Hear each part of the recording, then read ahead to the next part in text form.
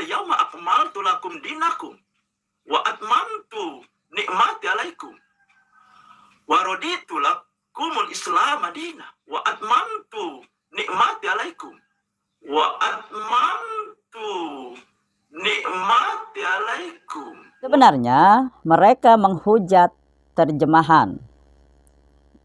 Mereka menghujat terjemahan Al-Quran, terjemahan hadis, ya, dan mengambil kesimpulan bahwa orang yang hanya mengandalkan terjemahan, yang memahami Islam dari terjemahan, ya, yang akan terjadi 3 hal tadi, sobat-sobat. Mengambil ilmu dari ustadz yang baca Qur'annya aja masih nggak benar, bahasa Arabnya masih suka sering salah, walaupun akidahnya bagus. Gimana tuh ustadz? Itu namanya ilmunya masih dangkal.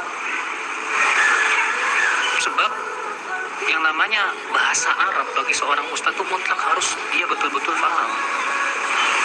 Kalau ternyata seorang ustadz bahasa Arabnya kurang paham, bagaimana dia akan memahami dengan benar kitab-kitab para ulama? Yang jelas sahih, aneh kalau ada seorang ustadz nggak bisa bahasa Arab, kemudian dia diustadkan padahal nggak bisa bahasa Arab. Aneh. Karena tugas ustadz itu memahamkan manusia tentang Al-Quran, dan Al-Quran bahasa apa? Hadis bahasa apa? Kitab para ulama rata-rata bahasa apa? Terus dia mengandalkan terjemahan, bisa jadi penerjemahnya salah. Makanya akhwat Islam azan Allah, siapapun yang sudah terjun ke medan dakwah, maka wajib dia fardu ain buat dia untuk belajar bahasa Arab. Memang pendapat yang paling kuat, pendapat jumhur, bahwa belajar bahasa Arab itu fardu kifayah. Tapi bagi mereka yang sudah menceburkan diri dalam medan dakwah dan dia sudah berdakwah, dia wajib belajar bahasa Arab karena sudah jadi fardu ain buat dia. Ya. Sedangkan yang namanya ngajar nggak lepas dari menjawab pertanyaan, ya tidak.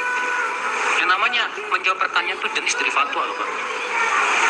Dan syarat orang yang boleh berfatwa diantaranya harus menguasai bahasa Arab. Assalamualaikum warahmatullahi wabarakatuh. Alhamdulillah wassalatu wassalamu ala rasulillah wa ala alihi wa sahbihi wa mawala, amma ba'du. Sahabat-sahabat Aswaja dan seluruh subscriber A'afanti Channel yang insya Allah dirahmati oleh Allah Subhanahu wa Ta'ala dimanapun berada yang saya hormati. Video saya ketika berdialog dengan Gus As'adi, pemilik YouTube Santri, channel namanya YouTube Santri, khusus membahas ilmu nahu, dikomentari oleh salah seorang YouTuber Ustadz Wahabi yang modern. Nama ustadznya itu adalah Ustadz Endang Jaya Saputra SPDI, Sarjana Pendidikan Islam. Sudah hebat ini, sudah sarjana Pak Ustadz Endang Jaya Saputra ini. Ustadz ini mengomentari video saya dengan beliau Gus As'adi. Katanya saya menghujat terjemahan. Jadi saya menghujat para penerjemah kalau diartikan. Bahkan ada beberapa jamaahnya Ustadz Endang ini yang komentar di kolom komentar beliau mengatakan bahwa saya ini bisa dijerat dengan pasal KUHP, yaitu menghina penerjemahnya, menghina terjemahan Al-Quran, menghujat terjemahan Al-Quran. Ini sebenarnya adalah penggiringan opini dari Ustadz Endang Jaya Saputra, ya. Kenapa saya mengatakan penggiringan opini, saya menghujat? Silahkan sampean, kalau sampean memang punya data untuk saya melanggar hukum, misalnya menghujat penerjemah Al-Quran itu, silahkan laporkan saja. Silahkan ya. Silahkan di bagian mana saya yang menghujat penerjemah Al-Quran. Padahal sebenarnya Ustadz Anda itu, Ustadz Endang Jaya Saputra ini yang gagal paham, dan pahamnya gagal karena memang seperti itu. Dia ngajinya saja kayak anak TK. Mohon maaf Anda ngajinya saja kayak anak TK, beberapa kali salah membaca Al-Quran.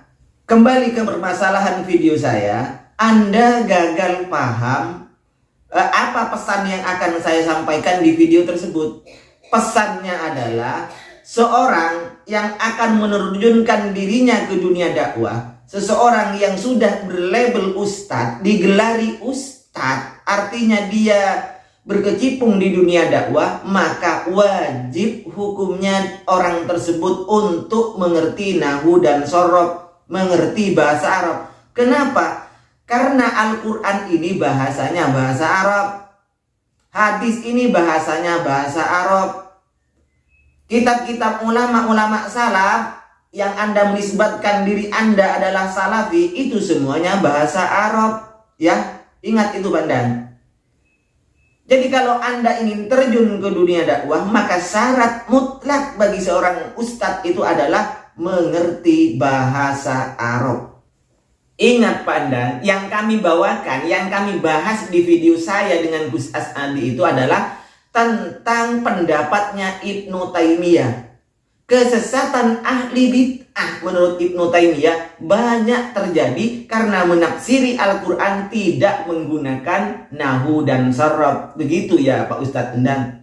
Wajib hukumnya, fardu kifayah hukumnya belajar ilmu nahwu. Kemudian kalau sudah ada salah seorang saja yang belajar ilmu nahwu di daerah Anda, maka hukumnya gugur seluruh daerah Anda itu. Tetapi fardu ain hukumnya jika Anda sudah menerjunkan diri Anda di dunia dakwah, maka wajib hukumnya. Ini fardu ain sudah.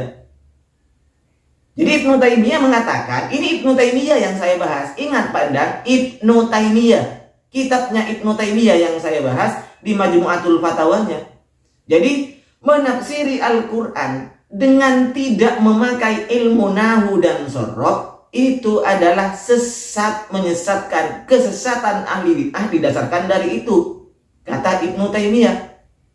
Karena dia menyangka bahwa pemikirannya, penafsirannya terhadap Al-Quran itu sudah benar, sesuai dengan dalil, padahal tidak seperti itu. Itu menurut Ibnu Taimiyah. Jadi bukan saya menghujat penerjemahnya, kalau penerjemahnya mesti alim. Cuman Anda ini belum pinter, makanya jangan sok jadi ustadz. Karena Anda levelnya belum pantas untuk menjadi ustadz. Ngaji dulu dibenerin Anda itu. Masa ustadz kayak gitu, gimana sih? Ingat, di Aswaja, sebodoh-bodohnya ustadz di Aswaja itu ndak ada yang ngajinya kayak sambian. Apakah di kalangan salafi sudah ndak ada yang bisa dijadikan ustadz? Sehingga orang yang tidak bisa ngaji seperti sampean diustadkan, gitu ya. Pandang, di mana kesalahannya? Kita kembali kepada terjemahan Al-Quran. Yang salah, Anda berfatwa menggunakan terjemahan Al-Quran, sok jadi ustadz, itu yang salah. Pahamilah dulu, jangan mulu-mulu untuk jadi ustadz. Pahami dari ilmu dasar dulu, sedang dari belajar ngaji, belajar tajwid, kemudian belajar dari bawah, dari fikih-fikih dasar itu dulu Anda pahami. Jangan sok-sokan, ya. Dan ini sudah dikatakan, difatwakan oleh orang-orang Wahabi sendiri loh, seperti ini. Bahwa jika Anda sudah terjun ke dunia dakwah, Anda menjadi ustadz, maka aneh sekali jika ilmunya ustadz tersebut yang berfatwa masih dangkal seperti Anda. Baca Quran salah, baca kitab salah, tidak bisa baca kitab, itu ilmunya masih dangkal. Dan sangat aneh jika seorang ustadz berdakwah sudah pegang mic kayak sampean, tampil banyak jamaahnya, banyak pengikutnya, tampil di YouTube, tampil di dunia dakwah, tapi Anda tidak paham bahasa Arab. Ini sangat aneh.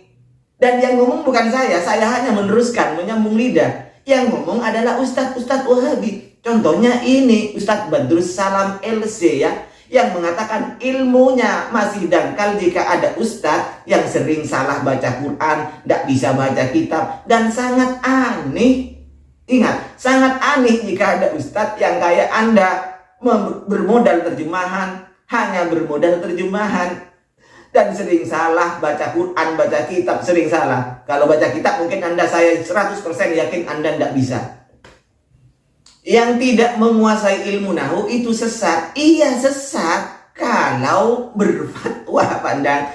Bukan semua orang awam kemudian sesat tidak tahu ilmu nahu. Jika berfatwa tapi Anda tidak menguasai ilmu nahu, maka itu kata Ibnu Taimiyah. Sekali lagi, kata Ibnu Taimiyah, disitulah kesesatan ahli bid'ah menafsiri Al-Quran tidak menggunakan ilmu tata bahasa Arab. Begitu, harap maklum, harap ngerti Ustadz Endang Jaya Saputra ya, SPDI, maaf ada SPDI-nya, Sarjana Pendidikan Islam. Demikian mudah-mudahan Ustadz Endang Jaya Saputra SPDI tidak gagal paham lagi. Ini sudah bahasa Indonesia.